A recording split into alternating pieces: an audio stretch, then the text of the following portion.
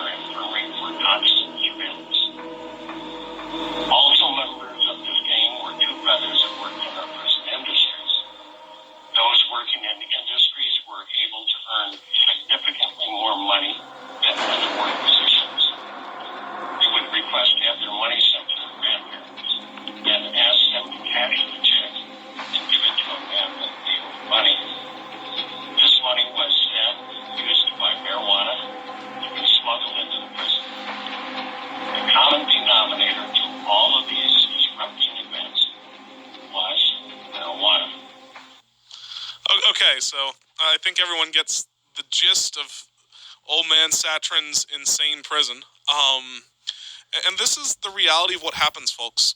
This hearing, he was invited and summoned by a Republican legislator, Chairman Clemene, because the chair of the hearing is the one who determines who gets to speak. And this is what your legislators are listening to. And the reality is politics kind of goes to the people who show up and the people who get involved. And this is an example of what happens when you, quote-unquote, are asleep at the wheel. Because I don't think anyone thinks this is real. I don't want to gaslight this guy too bad, Dave. But I'm sorry. It's crazy. It's crazy. It's just crazy to me to draw a link between. I mean, this is the devil's lettuce. Again, this is reefer madness. This is bringing us back to a time in our nation's history where segregation was very much a part of the law. I mean, when racist policies were being developed to just wrongfully imprison people, it's mind-numbing. It's mind-numbing to know that to some degree our laws could be influenced by this person. And then, like you said, politics, the winner goes to who shows up. And the sad thing is, this isn't a isolated incident, if you will. This isn't some nutter off the street, some guy with a "the end is nigh" type prophecy. We all know the lunatics shouting on the street. We all know the people who are just crazy. Okay, this isn't a guy who's seen as a crazy person by the legislature. This is a guy who was invited to speak and they believe to be credible. This is their version of a credible witness who's going to display these things. And we didn't have time to play the entire testimony, but he tries to link another example. He talks about the 1970s, and you're right, that's 50 years ago. That's already a problem in terms of testifying because the mind dulls over time. I'm sure we've all had this effect before where you and I will remember something very differently that happened 5 years ago than what actually happened. But the next thing that gets bad is he tries to create a narrative in his mind to absolve himself of guilt in a lot of ways. So one of his other stories is of this prison guard, I think would be the correct term. Guard is fair. Who ends up having some family troubles and ends up being rather depressed. And he proceeds to start illegally selling marijuana in the prison. And the prison warden, in a cognitive dissonance sense, blames marijuana for the warden selling contraband.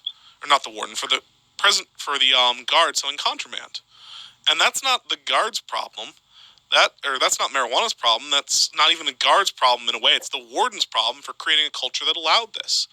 And the worst part is, he knew what the penalties were for dealing at the time, which was, 5-10 years in prison in the 70s? Yes, correct. It was considerably much more time than now. And what does he decide to do? Instead of referring the warden to the authorities, instead of doing his job and sending this guard where he belonged based on the laws of this time, he lets him go. Not only does he let him go charge-free, he refuses to release his name to the governor, he refuses to release his name to the media, and the warden flat out says, "I'm not going to do my job. Try and stop me."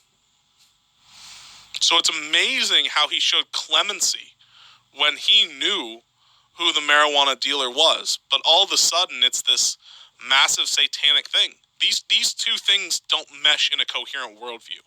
As an example, if I believed that Jonah was going around murdering people, I would not invite him on the show. So, which one is it, Satrin? What is really a challenge to me is what you said. What I find difficult to wrap my head around is he essentially draws the conclusion that if marijuana were not accessible or did not exist, then this good-natured prison guard never would have fallen victim to the manipulation and corruption of wanting to deal marijuana in prison.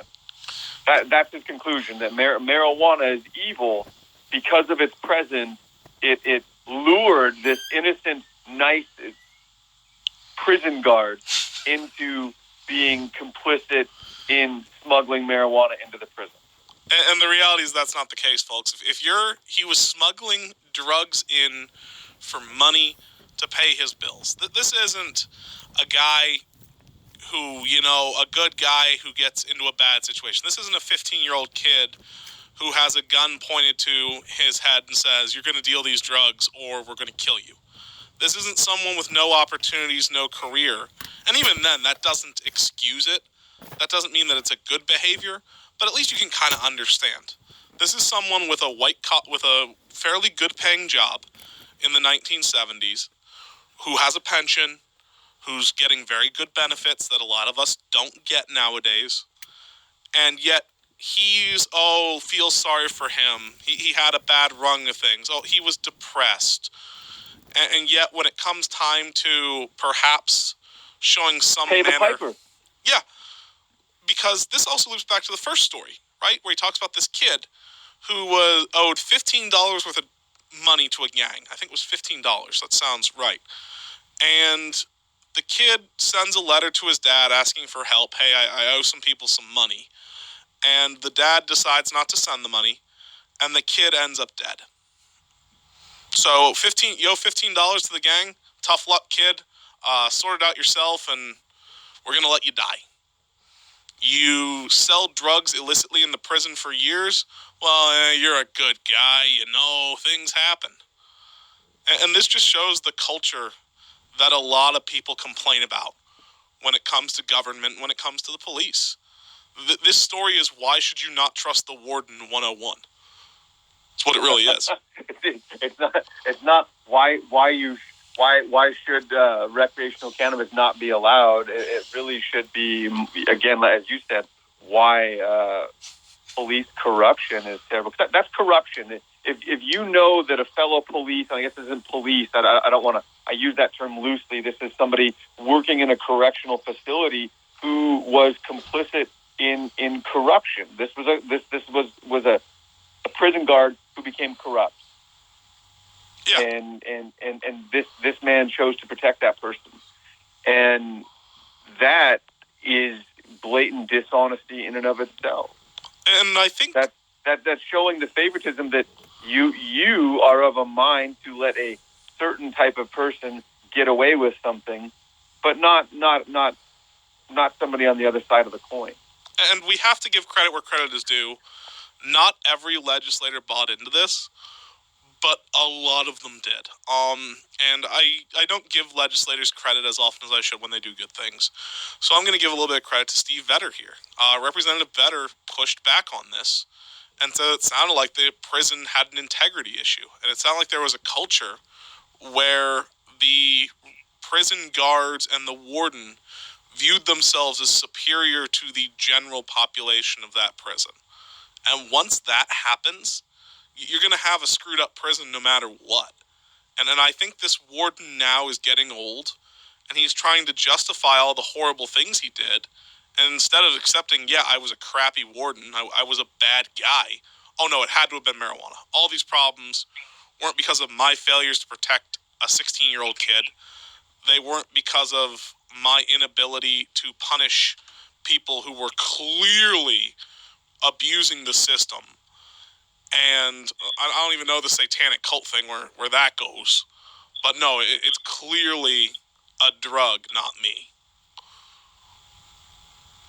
Yeah, creating a scapegoat of that nature, as you said, and you're digging a little bit deeper probably into what is the psychology of the person willing to convey and draw this line. Again, from marijuana goes from corrupting an entire prison system to being responsible for a young man committing suicide who evidently had owed a weed debt and was getting harassed and or beat up about it, and eventually just committed suicide because he couldn't pay his weed debt. And again, well, where was this prison system in protecting this prisoner? Right. And whether or not and then the final line, of course, brings it around full cycle to outright Satanism. It's really, folks. As a reminder, you are listening to KRFF 95.9 low power FM radio serving the Moorhead Fargo area. This hour on KRFF 95.9 LPFM is being underwritten by DTFM Vinyl Distro. DTFM Vinyl Distro has hardcore vinyl and merch for the diehard fan. You can visit their website and shop online at dtfmvinyldistro.com for records, merch, upcoming events, and new store hours, or visit them at 4130 3rd Avenue North in Fargo, across from 7th Avenue Salvage. That's DTFM Vinyl Distro. All they want is vinyl and blood. I already apologized to DTFM Vinyl Distro for being in the Satanism segment. Although given by their advertisement, I don't think they mind. Yeah, right. So, and I have a question, Dave. I guess just probing a little bit more about that testimony at legislative session. About how many of our legislators are there? Is this in front of the entire organized body of our legislative body, or is it a handful of administrators? Or who's sitting there? Who's taking this testimony in? So the legislature breaks out into what are called committees, right? And basically how this works is no one legislator is determined that they can know everything. And they don't want every legislator to be an expert on everything. They think we've got a lot of work to do in this state, so we need to delegate. And that makes sense in theory, right? You want some commerce experts, you want some rules experts, you want some agriculture and transportation experts, right? I'm listing things that would make sense. You want a committee to understand the budget and the finances and the health of the government in general. And so this was assigned to the Judiciary Committee, which is one of the larger ones. It is an interim committee, so it has members of both the House and the Senate. It's chaired by Clemene, and I'm trying to figure out a rough number. 6, 7, 8, 9, 10, 11, 12, Right. 13, 14, 15, 16, 17, 18, 19. Call it 20 across the two legislative houses. I'm not exactly right on that, but I'm close enough. So it represents approximately 14% of the legislature. Approximately. Okay. Who are here to hear this. Yeah, it's important. It's important to, as we're breaking down this testimony and this session, that we help ensure that everybody is educated and informed on who's there, who's listening, and not necessarily did every legislator in North Dakota listen to this testimony. Hopefully and that's what gets scary. Right, yeah. Well, and hopefully what transpired afterward, as you said, how many I don't know, how many competent adult people can listen to this man's rambling and draw the same conclusions that he did. It's so hard for me to accept that anyone could listen to that and take it as gospel. Well, we know for a fact Senator Myrdal took it very seriously. She actually thanked him for his testimony, and she said that she agreed this was a clear study on the dangers of marijuana. So certainly Senator Myrdal did. A lot of others were kind of nodding their head. But the problem, you highlighted on something that's a much deeper problem. And that is not everyone gets to be at all these hearings. So they rely on what's called a report. The committee, after hearing the testimony and quote-unquote studying the issue, and we're studying is doing a lot of legwork on this definition here, produce a report for their fellow legislators. And they basically summarize the findings of these testimonies, and they summarize basically what they think based on what they've heard. And so people who don't go to the hearings aren't going to realize that Warden Satrin's entire testimony lacks any form of credulity and credibility. They're instead going to get a summary that says Warden Satrin expressed concerns over marijuana causing massive issues for inmates in corrections. And to be fair, he did express that. But he expressed it in such a way where he's insane. Or he's covering up for his past transgressions, which is what I think is more likely, to be honest with you. And if you're not there, you don't realize that Warden Satrin is insane. You go, okay, well, Warden Satrin, he was a warden forever. He's a fairly respected guy in the state of North Dakota correction system. Maybe we should take what he has to say seriously. And these legislators don't have time to go review all these hearings and listen to all the audio files. That's the reason. Yeah, he does. By title and experience, his history suggests credibility. We'll call it. Right, and certainly, at the very least, he's going to command some manner of respect by the sheer fact that the chairman of the Judiciary Committee felt it was appropriate to have him there. So, again, these people are not just random people who show up and give testimony. There's an agenda. There's a summary of who shows up, what they're going to testify on, and you do not get to speak unless you're invited. Some chairmen will allow some comments from the peanut gallery, but generally speaking, they don't. They certainly didn't in this case. And so that's all that's on the record is this guy, who Chairman Clemene thought was very important, was allowed to state utter nonsense. And were you present during this testimony? Yes. So the way the testimonies were structured, I went, I believe, either second or third. Let me double check. I went third. So how they structured it was, in his mind, one in favor, one opposed, one in favor, one opposed, one medical doctor. That was his theoretical structure for this, and that's not how the study was supposed to be done, but fine. And so Warden Satrin went after me. I have to feel that's intentional. Like you have to know this guy's going to go off the rails. And so you're going to kind of shield his testimony from criticism. Because imagine if Warden Satrin had gone first. Of course.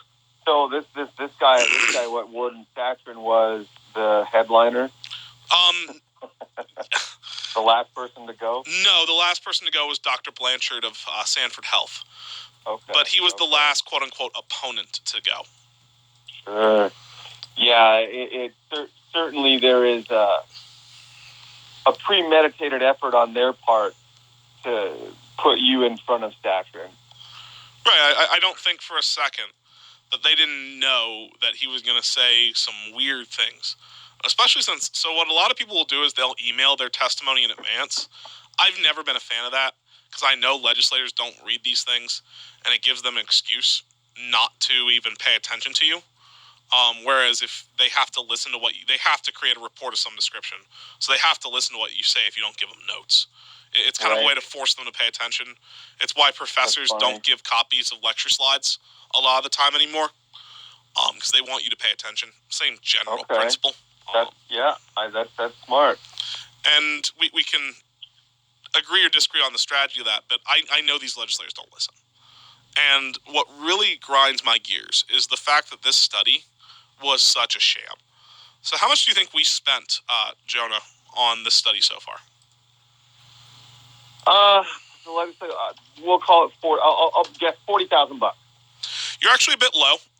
We're at $12,000 right now, at least. And I'm still getting questions. Yeah, you're high, but it's not over yet. It'll go all the way through to roughly October, so you'll be right by the end. Oh, okay. But the point here I'm trying to make is we're $12,000 into this process. I am still getting questions. What is the tax rate on the bill? Now, that shows they haven't read it, because there's two levels of analysis in a study. There's surface level analysis and there's deeper analysis. And surface level is understanding what the facts are. The example I always like to give is, who shot Abraham Lincoln? John Wilkes Booth. Well, that would be surface level analysis. What happened? Then there's, why did it happen? So in this bill, your first step is a surface level analysis. What is the tax rate? 10%.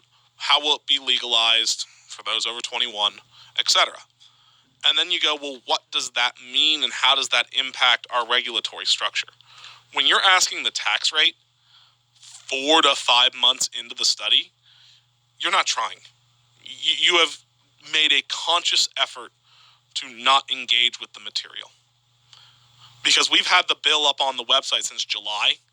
they start their study, the first time they summon me is in September, and they're still asking me what is the tax rate. It's a group of people that don't want to engage and don't care. They just want to sit there and collect a paycheck. And that's the most offensive thing of all, because I don't get paid to be there. The people who testify, the government employees do, but everyone else doesn't get paid to be there. So we're going hundreds of miles, like 600 in some cases, to testify before a committee that can't even bother to read the thing they're supposed to be studying. And that just shows how big of a sham it is. It shows that they don't care, and they have already made up their mind, and they're not going to learn. And the last thing that people don't understand is you can really mess with a commission's findings and a committee's findings by determining who gets to be on the committee. Oh, undoubtedly. Look, there's a reason, and I won't suggest this is happening within I will. The state of North Dakota.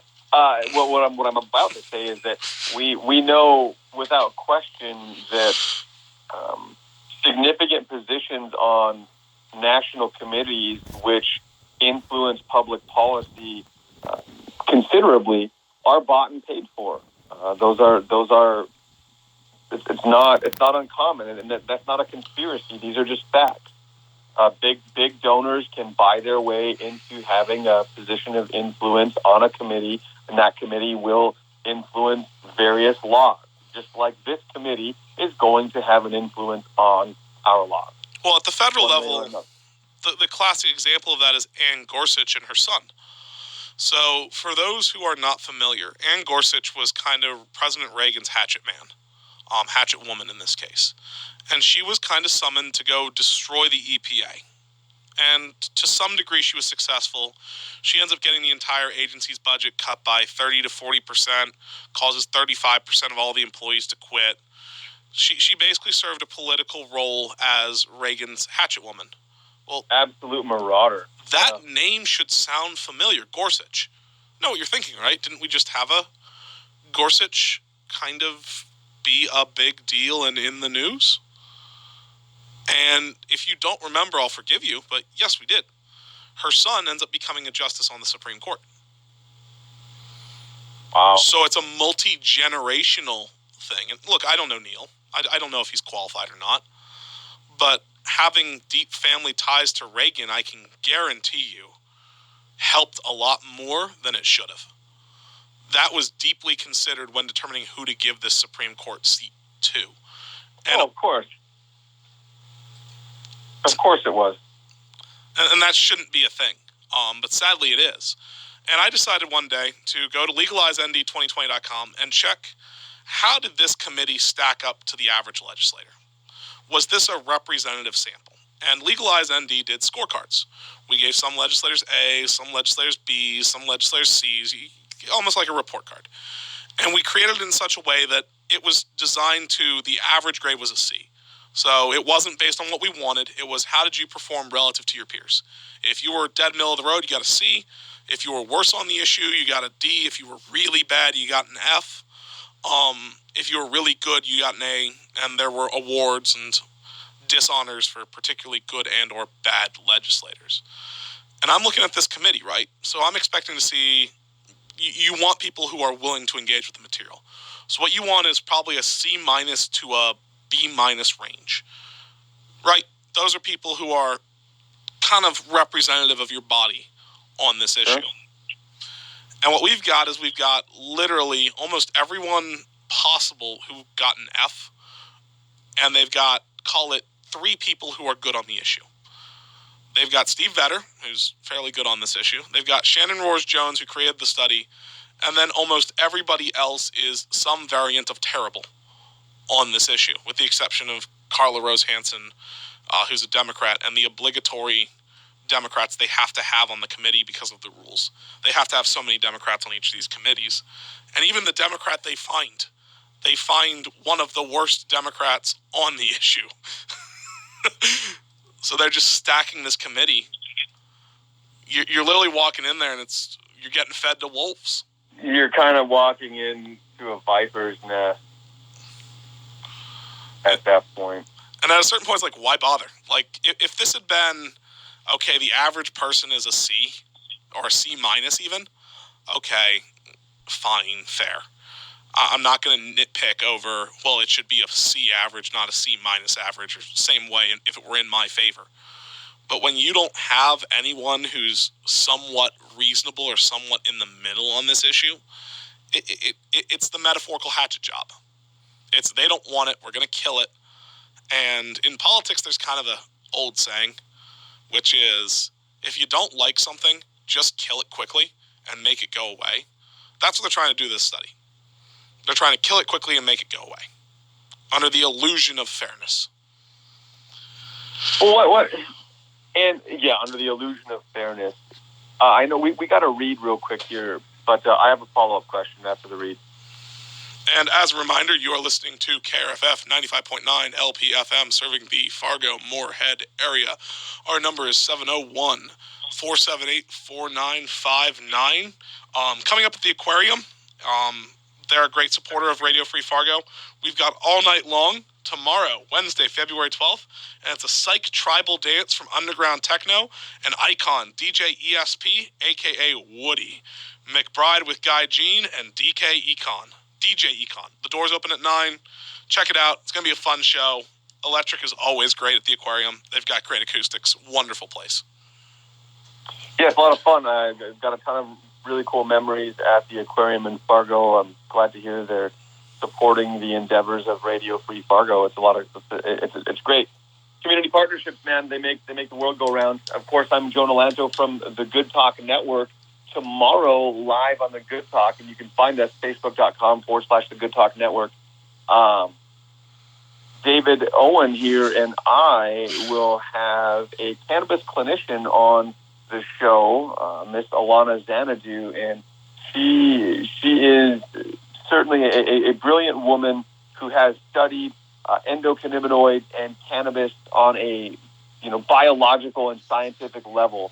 And we'll get some of her thoughts and opinions on the current legislative study, the suggestions, of course, being made that the devil's lettuce, a.k.a. cannabis, marijuana, is leading to Satanism and much more. It's going to be a great show, and she's certainly somebody who is familiar with managing people who have a very conservative mindset when it comes to cannabis. I know she's changed the narrative for a lot of folks.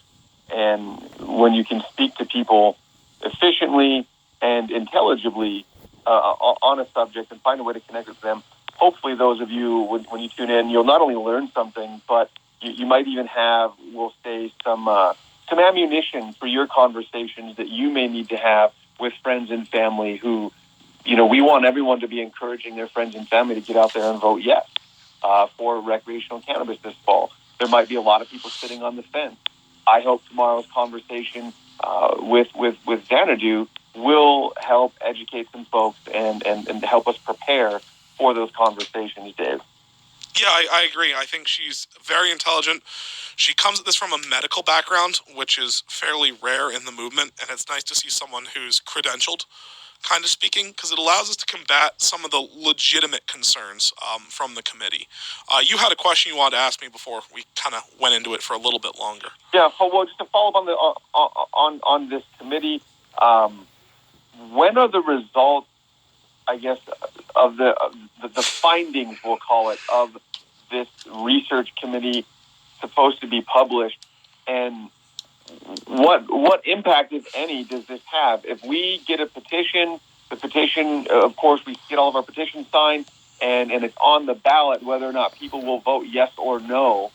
The findings of this study, how could it possibly impact legalization in North Dakota? So when do you think would be the worst possible time for a campaign for this study to drop to every single major news outlet in the state?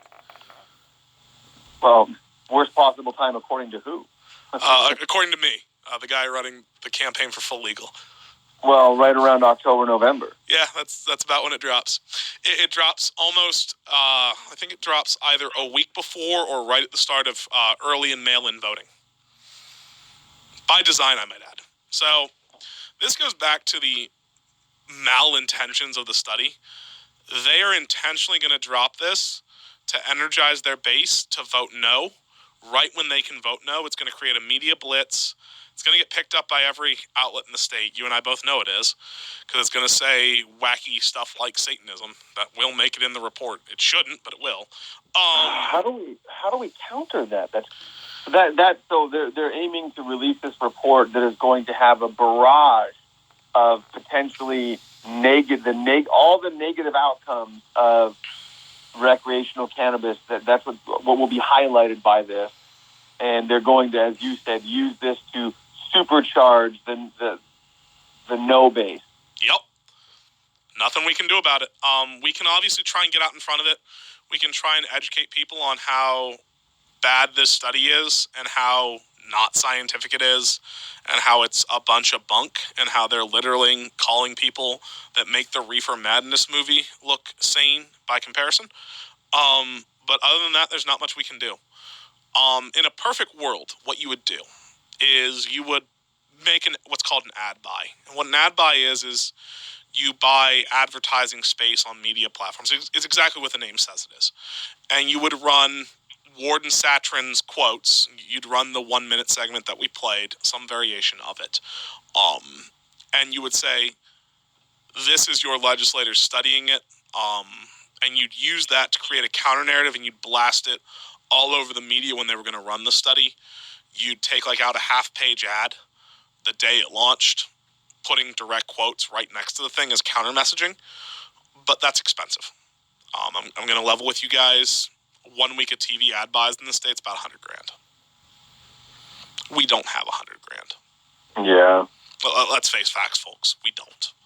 Yeah, we don't. So the best you can do is kind of get out in front of it, get out early, and be proactive rather than reactive, which is why we're trying to educate people on this, and we're doing our best to make the testimony available. But I'll be honest with you, we have a YouTube channel with 400 views.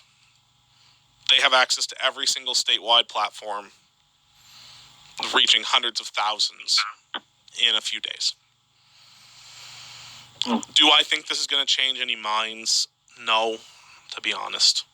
What I think it's going to do is it's going to help them fundraise for their final ad buy going into Election Day.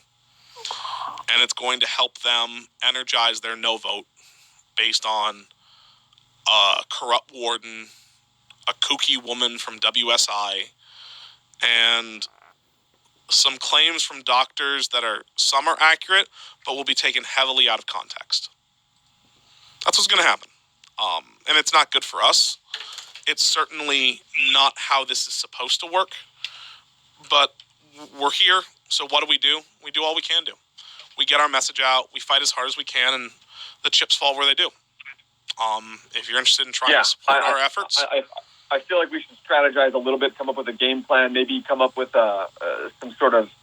I think we need to meme this guy in his quote is what we need to do, and we need to take to social media in our own way, in our own method, and we might not have the tens of thousands or hundreds of thousands of dollars the No campaign can throw at this propaganda, because I'm going to call it what it is. It's propaganda. Garbage. There's no reason we can't use our modern minds, our millennial minds, if you will, to make this work for us in a really buzzworthy social media campaign. The problem... That's what we can at least try to do. The one thing... In an effort to combat it to some degree. The one thing we have to be careful of is we have to make it look like we're not attacking cops when we attack the warden. Because that's something that people are going to get wrong. And to be honest with you, I fell into it a little bit in this show. You cannot seem to be anti-cop, and people are very sensitive to critiques of law enforcement as being critiques on the police themselves. Yeah, and that's the problem. When you have a decentralized movement, you can't control how everyone is going to go out and message this. And so, if you're listening, please don't use this as a time to break out the 1312 shirt, the ACAB shirt, the pig jokes. Please don't. You're not helping.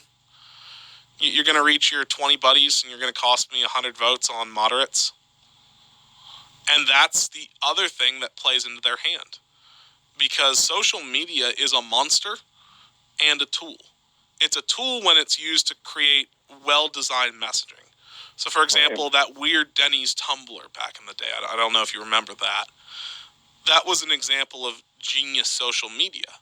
Compare it to, say, the anti-fascist troll pages, where it's not real members of Antifa, but it's a bunch of people masquerading as them, or even some of the legitimate Antifa pages. They go so far off the rails, they become the subject of mockery, and they hurt themselves among people who may agree with them. I'm no fan of Antifa. Full disclosure. Not a fan. But their social media is not helping. And I would like for us to find a creative way to use that, but it's a slippery slope and a dicey road to walk.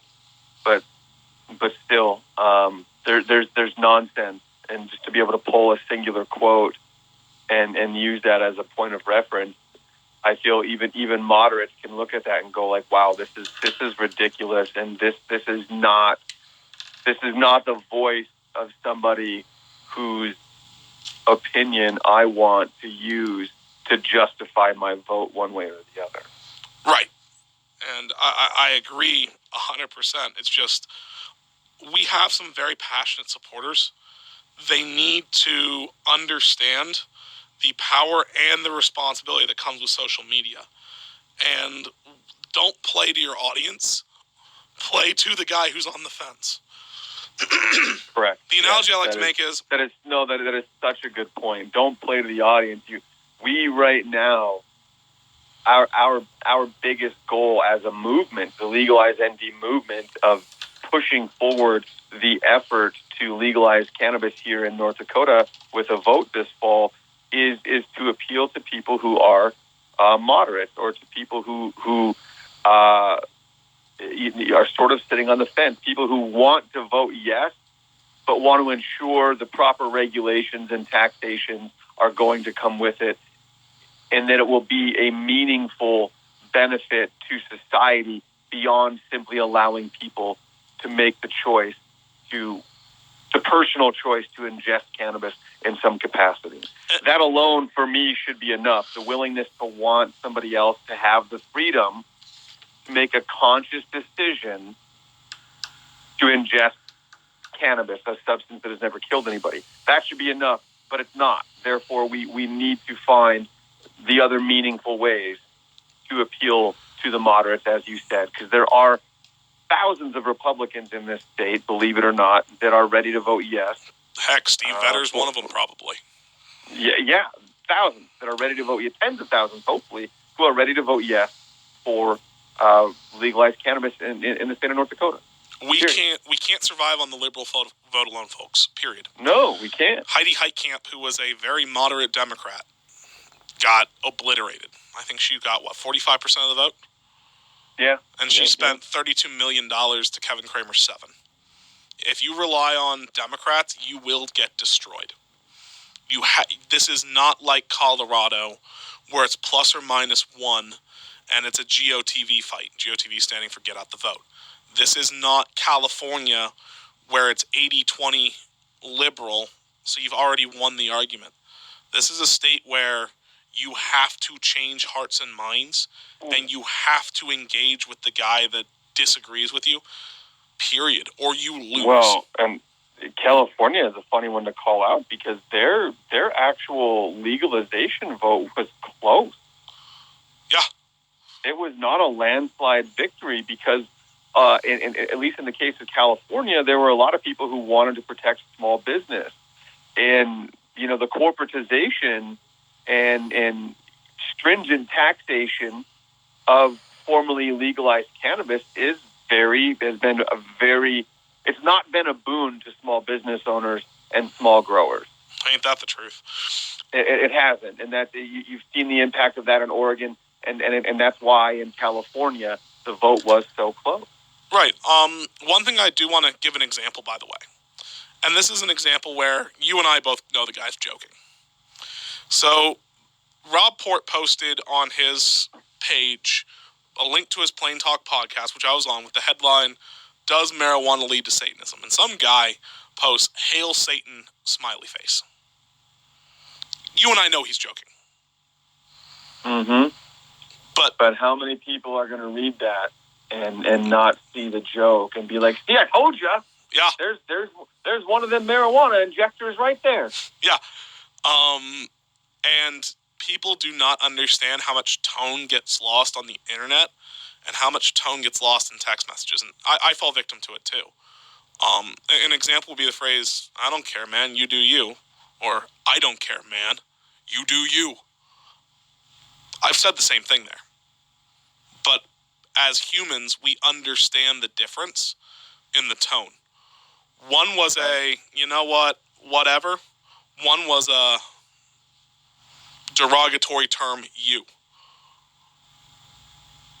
And on the internet, never assume that your tone will be taken into consideration, and people will try to assign the tone that advances their agenda. Never assume someone's going to get the joke. Really, really great point to assert in today's show. Again, Dave, is just don't attack the naysayers. If somebody has a question and you think it's a, quote, ignorant question, that might just very well be an honest question about understanding why we should legalize cannabis or so on and so forth. We cannot immediately go on the attack by getting defensive because someone has an inquiry. Or worse, it might be bait, and they want you to react in an angry way, and then they can go to their friends, "See, this is who you're dealing with. You're not dealing with rational people." No, man, we kind of got to kill them with kindness, you know? I go on a lot of shows I don't want to be on and deal with a lot of people I don't want to deal with to try and get the message across. You have to. We can't play to the base. It's not big enough. Yeah. Moving on to President Trump. Well, we got a time for a read. Actually, I think we hit all our reads today because we did the aquarium show earlier by mistake. Oh, okay. Well, yeah, I guess I'm always used to having it at every 15 minutes. Okay, no problem. Yeah. Remember the guy said that the show coming up after us is... Oh, okay, you weren't here for that. Never mind. No, I did not get that memo. But moving on to the final part of our segment today, again, this is Greener Pastures, the combined efforts of Legalize ND and the Good Talk Network. Myself, Joe Nolanto, along with Mr. David Owens, chairperson of Legalize ND. Recently, Trump, the new President Donald Trump budget proposes ending state medical marijuana protections and blocking D.C. from legalizing. This really does go against a Trump quote from the start, where he declared he would work to protect states' rights. And this stands in stark contrast against that declaration, Mr. Owen. So, we don't have a ton of time, so I'm going to be very quick. D.C. for too long has been a political pawn in posturing and trying to negotiate, and this is just a continuation of that. People try to use D.C. as a tool and a pawn to get what they want, and they threaten to take things away from D.C., or they threaten to give up things or they promise to give up things in D.C. to placate the majority. States' rights, if you have legitimate states' rights views, this should annoy you greatly. Regardless of your position on marijuana, if you are a states' rights proponent, you should be very upset about this because it's taking away states' rights. We don't have a ton of time to go into the concept of the dog whistle of states' rights, but succinctly stated, people only start using the states' rights argument when they are losing at when a federal ban fails. So almost every time you've seen a states' rights argument, it has come after a federal ban has failed and after the more populous states have started to go against you. And so it's a state's right to deny you rights more often than it is a state's right to assert sovereignty. There are some people in good faith who genuinely believe in states' rights. More libertarian-leaning Republicans certainly do. A lot of people certainly do. But be very careful of the states' rights dog whistle when it becomes a dog whistle, and call it out for what it is. And at this point, it's starting to become a dog whistle again. And it's clear that these moves are very dangerous. Yeah. Okay. I'm sorry. Declaring that a certain government body is coming after states' rights is a dog whistle in this case, or no? So the concept of states' rights is revealing itself to be a dog whistle on marijuana, because people use the states' rights defense after after the momentum has started.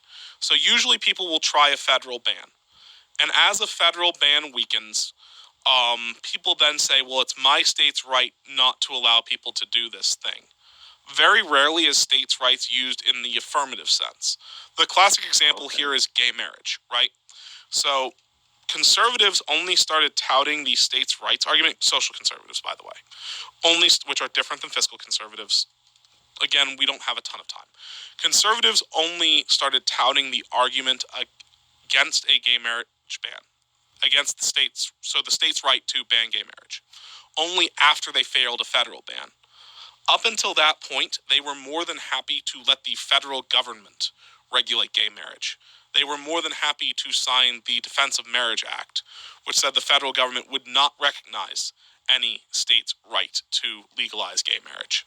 They would not recognize the tax incentives of a gay marriage, and they also said that other states don't have to recognize the states that legalize gay marriages. So states' rights was only adopted as a final defense after they were losing, as the last gasp of states trying to discriminate against gay individuals from getting married. Okay. People only use states' rights after a federal ban becomes unfeasible, when it's a dog whistle. So someone who has said, oh, I believe in states' rights on marijuana, are betting on the fact that their state will never legalize, and they're also betting on the fact that other states won't care what they do. And whenever they feel that they have the advantage, they will always push back for a federal prohibition on the behavior they didn't like in the first place.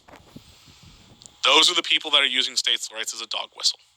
Contrast this with, say, hardcore libertarians, which believe that the federal government does not have the right to collect taxes on residents of the state of Florida, or who have always asserted that gay marriage should be legalized. These were people who were using states' rights to get around discrimination, as opposed to use states' rights to enhance discrimination. And there's a very big difference there.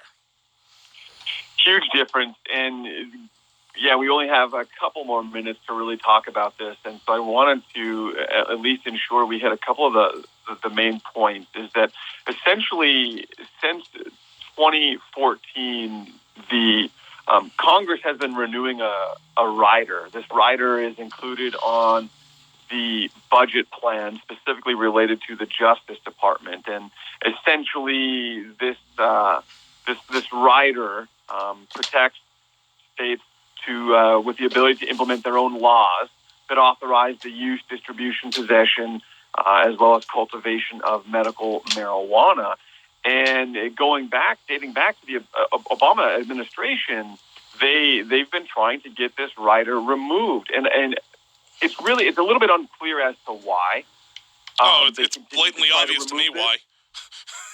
See, for at least they're not transparent with why they want it removed. However, in all cases, Congress has ignored the request and continued to renew the protections on these bills, which I think is the important part, is at least that in this regard, our congressional body is in line with what I feel the majority of American people would want. You know what's going to be interesting here?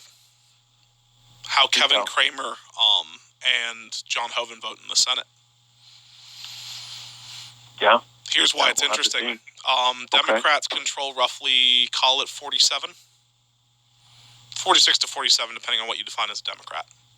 Right. There are quite a few Republican senators in states that have legal medical programs. So the question we're going to have to see is, are Republican senators willing to defend their state and their state's right and their state's expressed interest, or are they going to capitulate? Ooh. So this is going to be a time for Kevin Cramer to prove that he really does believe in states' rights, and he will get credit on this show if he does.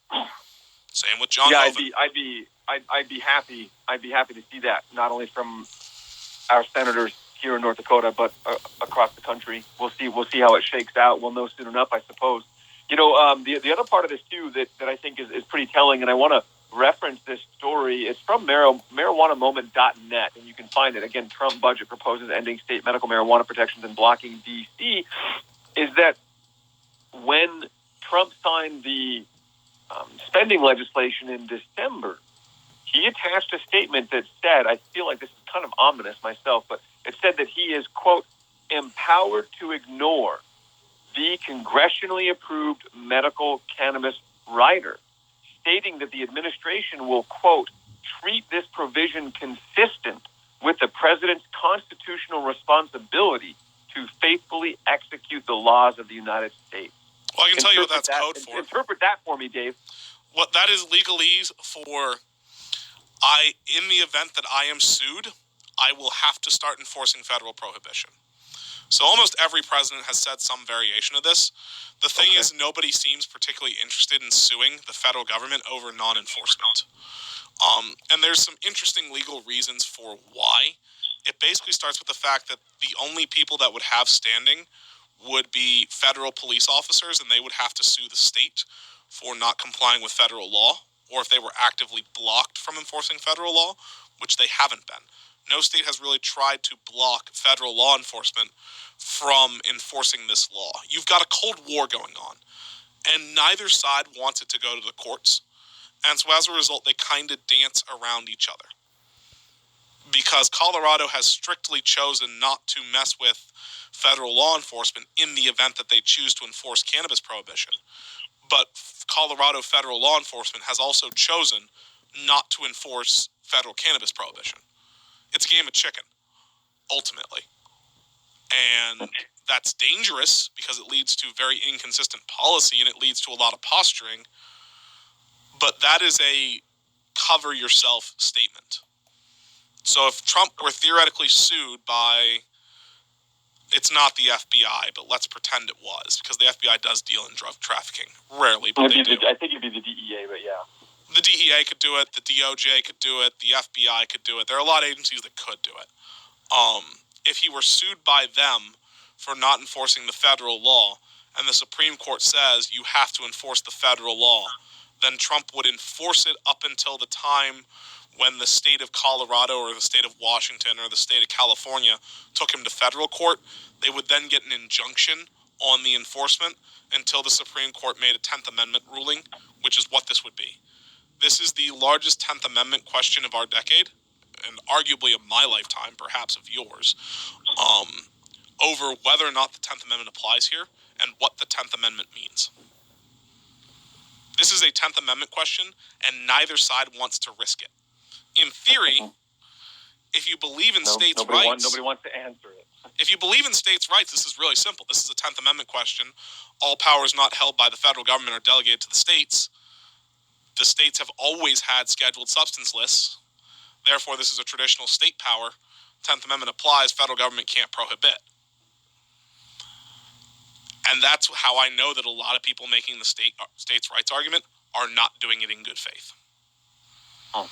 Because in theory, if you believe states' rights, you should want a 10th Amendment court ruling in favor of marijuana legalization. Yeah, absolutely. Which would come with the federal government not being allowed to deny funds either. I think that's an assertive observation on your part, Dave. I like it. Yeah, I mean, we bashed some Republicans today, so I want to be clear. There are good ones. There are ones who are very helpful in our cause. There are ones who are great fighters for us that do a lot of good. Oh, and to be fair, we've bashed Democrats on this show previously too. Yep. I mean, Biden has come under heavy fire during Greener Pastures. Yeah, we've other Democrats who have not, I think, faithfully supported this effort. Yeah, so it's. I feel like we're pretty centrist, at least in this regard, as we present ourselves and the case for legalized cannabis here in the state of North Dakota. And as a segue, I always like to remind people, if you're unsure where your legislator stands, legalizend2020.com, check the scorecards. If you're interested in getting involved, legalizend2020.com, email us. You click email and takes you to our email address. If you just have general questions and want to know where we're at, LegalizeND2020.com tries to archive our media appearances. If you want to hear the guy's testimony, our YouTube channel, search Legalize ND, and you'll find us pretty quick. If you're interested in just signing the petition, LegalizeND2020.com shows you where your businesses are. Got a lot of great ones in Fargo, whether they be Mother's Records, which is slightly over the river in Moorhead, Discontent, 46 and 2 Tattoo, Tochi Products, E-Sig City, so many more that I don't have time to cover. Thank you all for your support. And if you're interested in signing, go there. They have the petition. Thank you all. Yeah, get out there and sign up, folks. We'll catch you live tomorrow on the Good Talk with Dave Owen, 11:30. Yep, Later. our song, Deadskin Mask, Slayer.